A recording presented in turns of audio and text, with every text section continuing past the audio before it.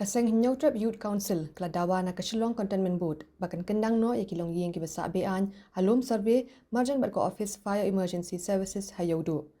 Ya kani ke HYC kelapun sengau hau Chief Executive Officer Keselong Containment Board hadir maka sengga liturip nin kasni palai ya kalum survey bacem makidan hadu kumba prapo nisis pa yeng ki besak bean hagani ke jaka. Habakran cilat patai kubor, Presiden ke HYC, Pak Roy Kupar Sindram, ulayat hu bakajaka halum survey kalong kebarit, kebadan tangkum ba shipau hadu 4,000 square feet. Hindre kebalingo kalong bakidan jan palat hispa along yeng kibasa hakani kejaka. Ulayat hu bana kaliang CEO ke Shillong Containment Board, ula pentip bakani kejaka, watla kahap habok ke Shillong Containment Board, hindre kibor bakmi, kini kita nak shipai lani defense, kebadan yako office hagu wahati. Din ba ngila wan jurip ya to ka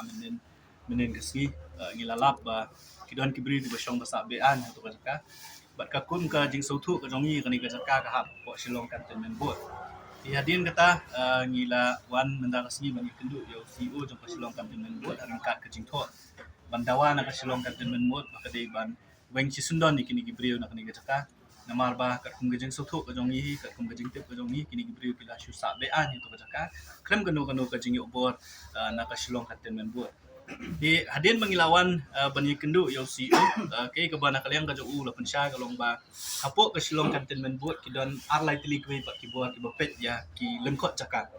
hot ka hap hapo ka Shillong Containment Board ndre kadon ka jaka ka bopet ki army kadon ka jaka ka bopet ka defense estate officer yo da ka DO bat kata ka defense estate officer ka office ka jong u kadon hapo Guwahati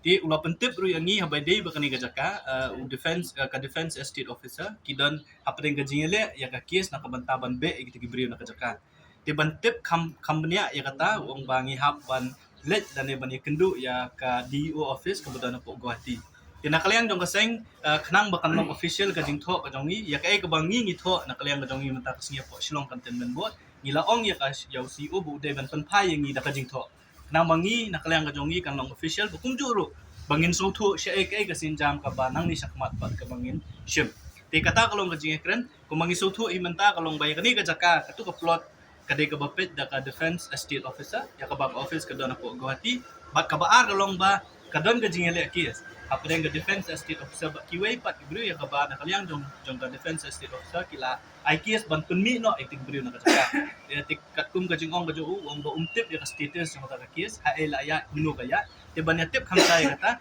nakaliang jo kaseng hadin bangilayo ya ka juba na CEO jong ka SMB jong ka Shillong Containment Board ngin salit pat ban ya kendu ya keyboard ki badai pet ya kajaka te kata ka ni ka jing kendu ka jong yung tarasi ya CEO jong ka Shillong Containment